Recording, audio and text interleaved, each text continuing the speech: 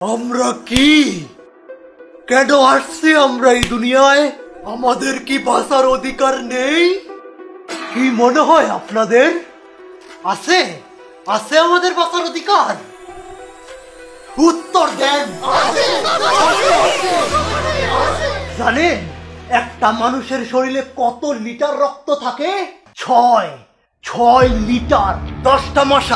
10টা মশা যদি একটা লোকের রক্ত খায় কতটুকু রক্ত লাগে জানেন? তিন ফোঁটা মাত্র।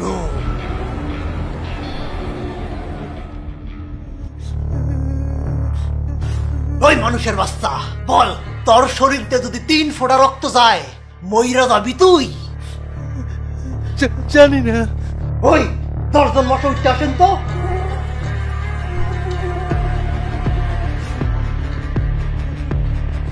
শুরু করেন। মানুষের বাচ্চা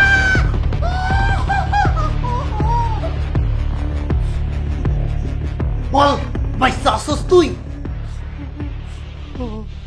তোরাই মানুষের বাচ্চারা এই 3 ফোঁটা রক্তের জন্য আমগরে থপড়ায় পিসা মারস, 3টা করে কয়েল ধরাস, যাতে আমরা দম আটকাইয়া মইরা যাই।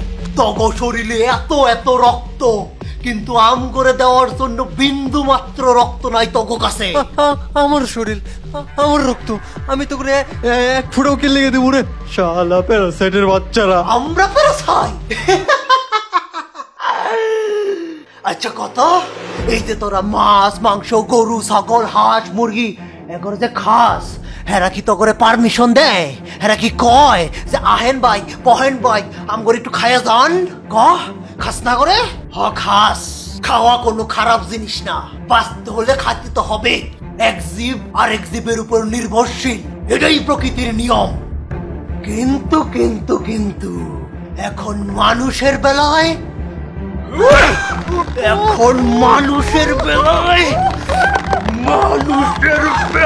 এটা আলাদা।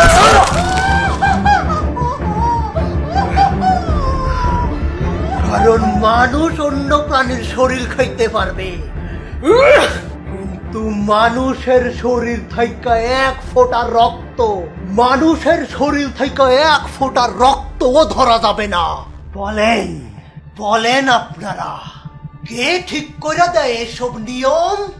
থাক ওসব কথা, এখন আমাদের বাঁচার দায়িত্ব, আমাদের ভবিষ্যতের দায়িত্ব আমাদের নিজেদেরকেই নিতে হবে।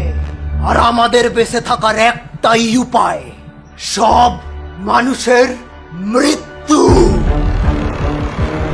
আমাদের এই কাজে সাহায্য করবে আমাদের আফ্রিকা থেকে আগত ভাই আর বোনেরা, ডেঙ্গু মশারা।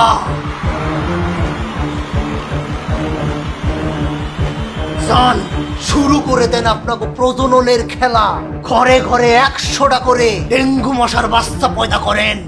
এই দুনিয়ায় মানুষের সময় ফুরায় আসছে, তোরা বেঁচে থাকার জন্য অন্য প্রাণীরে মারস, এখন আমরাও তগুলোকে তাই করবো।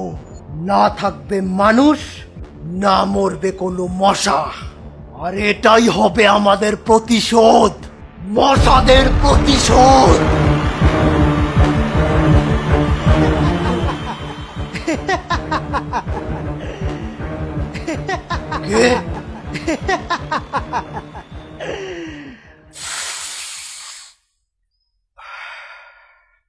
গাঁজাখোর গো কথা শুনছনি?